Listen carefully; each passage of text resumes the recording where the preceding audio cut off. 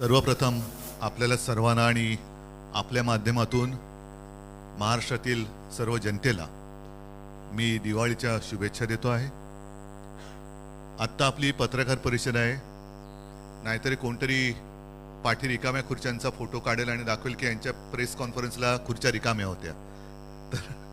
तर फरक फक्त समजून घ्या, ही प्रेस कॉन्फरन्स आहे, पत्रकार परिषद, आणि तरी देखील बऱ्याचशा खुर्च्या भरलेल्या आहेत।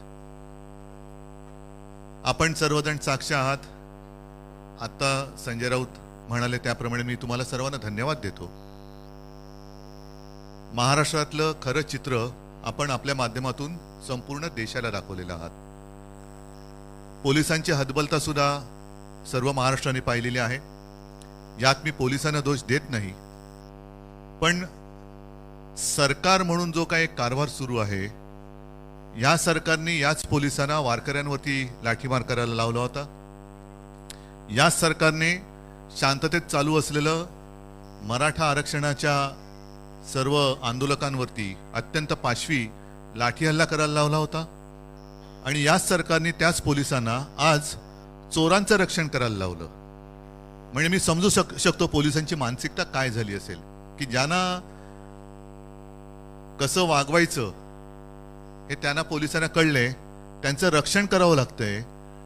अशी नामुष्की मला नाही वाटत यापूर्वी महाराष्ट्रामध्ये कधी पोलिसांवरती आली असेल। आज मी स्वतः आलो होतो, हे एवढ्यासाठी आलो होतो कारण सत्तेचा माज ह्या गद्दारांना आलेला आहे। यांच्याकडे हे नेभळट आहेत, अगदी मी उघडपणाने सांगतोय, नेभळट आहेत। गद्दार तर आहेतच, चोर तर आहेतच, पण नामर्द पण आहेत। कारण यांना सत्तेचा आधार घेऊन हे अत्याचार करतायत। जिथे वर्षांपासून, काही म्हणजे 20-25 वर्षापासून शिवसेनेची शाखा होती नव्हे, ती आहेच, ती यांनी बुलडोजर लावून पाडली। आणि खोके सरकार म्हटल्यानंतर स्वतःचा एक खोका, एक डबडं तिकडे आणून ठेवलेलं आहे। पण हे डबडं आम्ही जागेवर ठेवू देणार नाही। आम्ही प्रशासनाला सुद्धा ताकीद देतो आहोत, कारण आमच्याकडे सगळी कागदपत्र आहेच। आणि असं दिवसा ढवळ्या जर का हे घुसखोरी करायला लागले, खरं घुसखोरीची केस त्यांच्यावरती व्हायला पाहिजे। हे कार्यालय महापालिकेने पाडले का, प्रशासनाने पाडले का?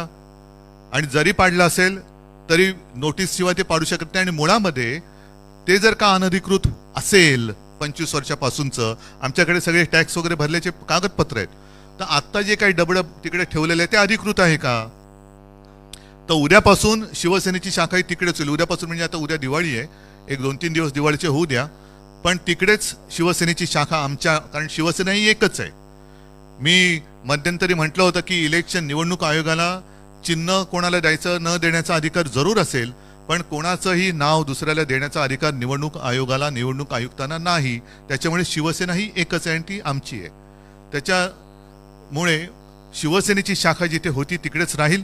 आणि पोलीस आहेत, महापालिका प्रशासन आहे, यांना सुद्धा मी नम्रपणाने सांगू इच्छितो की हा जो काही एक जुलूम जबरदस्तीचा प्रकार चाललेला आहे, एक तर तुम्ही बाजूला व्हा, आम्ही बघून घेतो यांना काय करायचं ते आम्ही बघतो।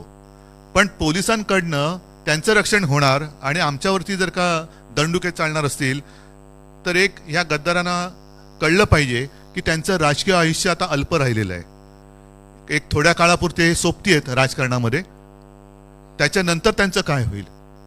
गद्दारीचा शिक्का तर आहेच, पण त्याचबरोबराने चोर म्हणून जो काही शिक्का त्यांच्यावरती लागणार आहे आणि लागलेला आहे तो त्यांना पुसता येणार नाही। आज आम्ही एक संयम दाखवला, कारण बॅरिकेड्स तोडून आम्ही जाऊ शकलो असतो। ऐन दिवाळीमध्ये कुठेही गुंडागर्दी नको म्हणून एक संयम मी स्वतः बाळगला। खरं म्हटलं, एक 2-4 दिवसापूर्वी मी जाहीर केलं होतं मी इथे येणार, आणि ते जाहीर केल्यानंतर सरकारचं काम होतं की तिकडे त्यांच्या भाडोत्री गुंडांना त्यांनी येऊ द्यायला नाही पाहिजे होतं, आणि येऊ दिलं ते दिलं। परत त्यांच्या दिमतीला त्यांनी पोलीस संरक्षण दिलं। हे अत्यंत नामुष्की आणणारं हे सगळे चित्र आहे।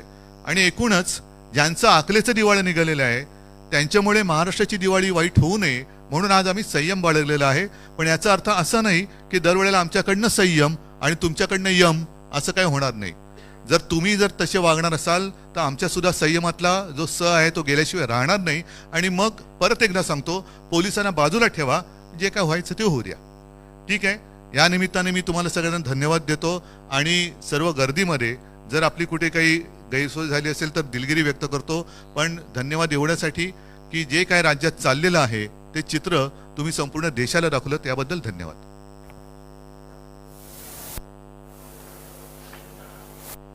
ठीक आहे.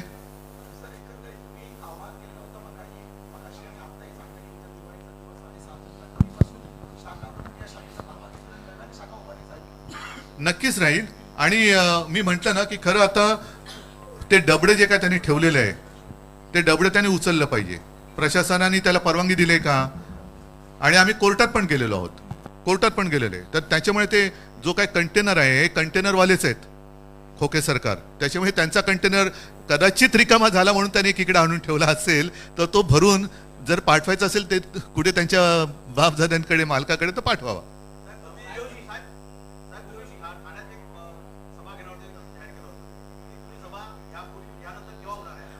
मी सांगतो तुम्हाला. नाही, गद्दारांना धडा शिकवण्यासाठी मी ठाण्यात येण्याची गरज नाही. ठाणेकर हे तगडे आहेत आणि ठाणेकरांना गद्दारी चालतच नाही मुळामध्ये. कारण गद्दारांना धडा शिकवा हा आमच्या आनंद दिघेंचाच एक गुरुमंत्र हा ठाणेकरांनी जोपासला आहे. त्याच्यामुळे ठाण्यामध्ये गद्दारी चालणारच नाही. मी सभा घेणार आहे ते थोडं एक काही दिवसानंतर याचं, कारण का आता नुकतंच दसरा मेळावा झालेला आहे. त्याच्यानंतर दिवाळी झाल्यानंतर एक महिनाभरामध्ये वगैरे आपण इकडे सभा घेऊ. डिसेंबर किंवा जानेवारी सभा. हो अर्थात नक्कीच. आणि महाविकास आघाडीची सभा तर घेऊच, पण मी सर्व महाराष्ट्राला एक महाविकास आघाडीच्या कार्यकर्त्यांना सांगतोय की जिथे जिथे ह्या चोरांची गुंडागर्दी होईल तिकडे सर्वांनी एकजुटीने उभं.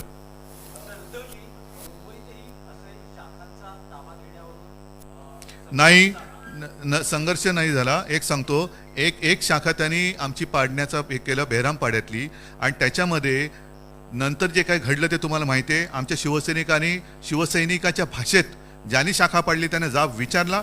फक्त हे एवढे नादान आहेत की तिथे छत्रपती शिवाजी महाराजांचा पुतळा होता, हिंदू हृदय सम्राट बाळासाहेबांचं चित्र होतं, ते काही न करता त्याच्यावरती हातोडा मारणारे हे नकली बाळासाहेबांचे विचारवाले लोकांसमोर जाऊ शकत नाहीत.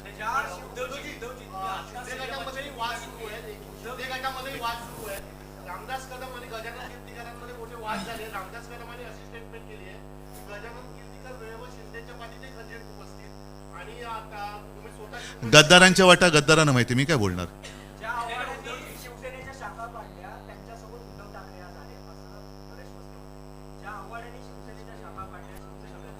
कोण मस्के, कोण मस्के, कोण त्या कोणाची कोणी प्रश्न विचारते आणि कोणाला उत्तर द्यायचं.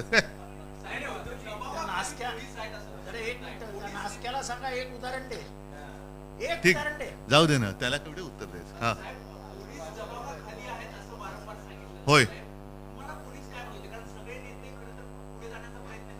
नाही, मी खरं प्रामाणिकपणे सांगतो, मी कुठेही पोलिसांचा अनादर व्हावा असं मी वागलेलं नाही आणि वागणार नाही. कारण शेवटी पोलीस हे आपले रक्षक असतात.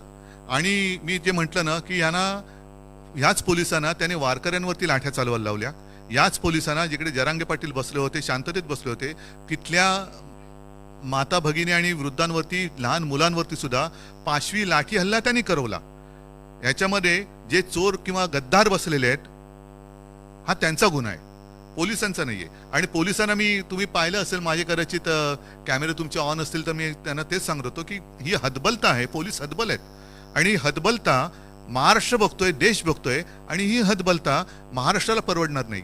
आज त्यांनी सत्तेच्या माजावरती शाखा पाडली, उद्या कोणाची घरं पाडतील.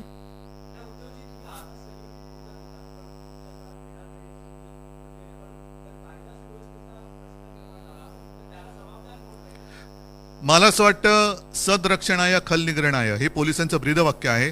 पोलिसांनी त्याला जागावं.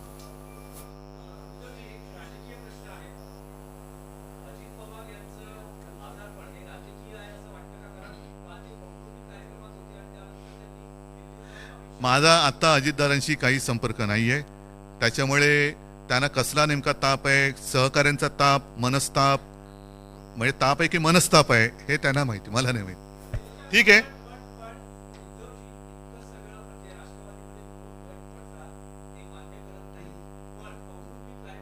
जाऊ दे, मला वाटतं आज त्याच्याबद्दल बोलण्यासाठी मी नंतर परत येईन. पण आज एकच आहे, पुन्हा एकदा सांगतो की यांचा सत्तेचा माज हा आता उतरवण्यासाठी आम्ही सगळेजण रस्त्यावरती उतरलेलो आहोत. महाराष्ट्रातील जनतेला एकच सांगतोय की तुम्ही काळजी करू नका, आम्ही मजबूतीने तुमच्या सोबत आहोत.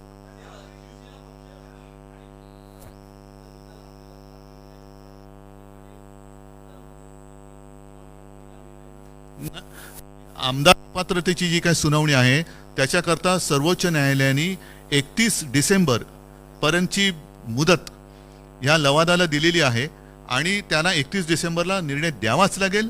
तो काही दिला तरी देखील किंवा नाही दिला तरी देखील जानेवारीच्या पहिल्या आठवड्यात माझ्या अपेक्षेप्रमाणे सर्वोच्च न्यायालय ह्याच्यावरती निकाल देईल आणि तो न्याय देईल अशी मला खात्री आहे.